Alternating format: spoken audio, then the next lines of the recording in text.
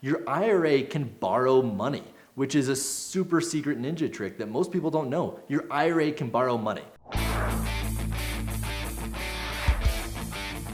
Hey everyone, Kevin Amos, Pine Financial Group, where we work together so you succeed. If you just came across our YouTube channel, be sure to hit subscribe and click on that notification button so you get notified anytime we have fresh new content. I got a special guest with me today. You know him, you love him, Justin Cooper. We're talking about fixing and flipping inside your IRA. A lot of people, I think, may not know that that's even possible, Justin. Yeah, absolutely. So what we're talking about is using your retirement funds to invest in real estate. So one of the first things we have to understand is that, yes, it is possible. It absolutely is. But what you have to do is you can't just have your retirement with, say, a Fidelity or something like that. You'd have to move it over to a different custodian, as we call it, somebody else that can help make sure you're following the rules, okay? And when you do that, what we're now calling it is a self-directed IRA, okay? Because you will be directing your own IRA. And you can invest it in stocks and bonds, just like maybe you were. You can invest it in real estate. You can invest it as a private lender. You can invest in an alpaca farm if you want, right? There's a lot of options. Yeah, that's funny. I haven't heard the alpaca farm. You know, we were almost going to invest in trees. You remember that time you and I were talking about a tree farm and like, where was it? It was in Hawaii or something? Yeah. He never called me back, but anyway, fixing and flipping in your IRA. Sometimes people would want to do this. Here's one reason, Justin, I think people would want to do it is sometimes it takes a little bit of capital to get involved. Now, we're a hard money lender. We want a loan, all the purchase, all the repairs, the closing costs, everything. But it doesn't always work out that way because we cap our loan outside of an IRA at 70% of the value. So if you go over that, it could still be a profitable deal, but you need money down.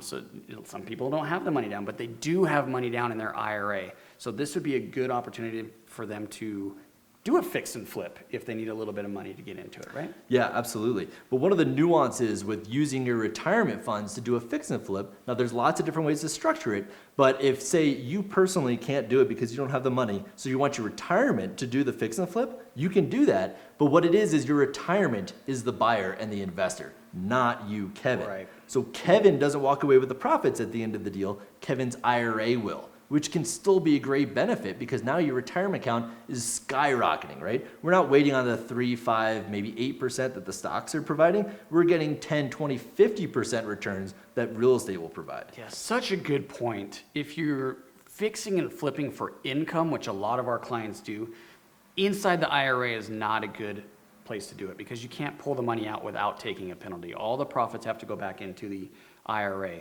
But it's interesting that we should talk about quickly before we wrap up is you could actually leverage your IRA and get a loan to do your fix and flip, right? Doesn't Pine Financial offer that loan, Justin? Conveniently, we do. So your IRA doesn't have to have hundreds of thousands of dollars to buy a property all cash and to fund all of the repairs all cash. Your IRA can borrow money, which is a super secret ninja trick that most people don't know. Your IRA can borrow money.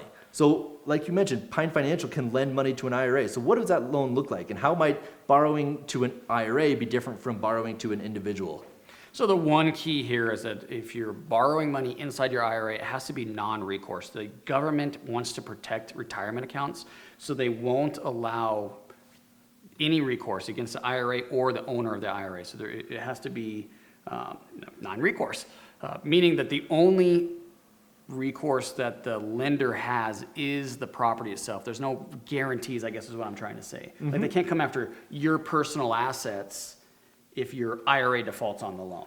Right, there is a separation between your retirement and what you're doing personally. And so one of the ways that the government guarantees that is says it has to be a non-recourse loan. Yep. And so along those reasons, lenders maybe take a slightly more conservative approach when it comes to lending to an IRA versus lending to a regular investor. Yeah, and it's important to know that it's hard sometimes to get money into an IRA. There's restrictions on how much you could put in.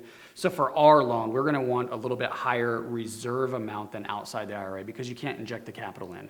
So we're going to be at 65% of the value of the property once it's all repaired and a 15% reserve requirement inside the IRA.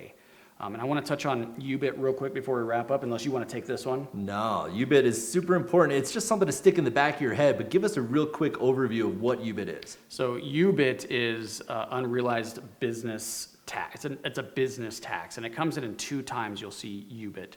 So it's a tax that your IRA pays, which freaks people out. But I always say this, if you're making money, if your IRA is paying taxes, it means your IRA is making money. So it's a positive thing. Taxes are never a negative thing. It means you're doing well.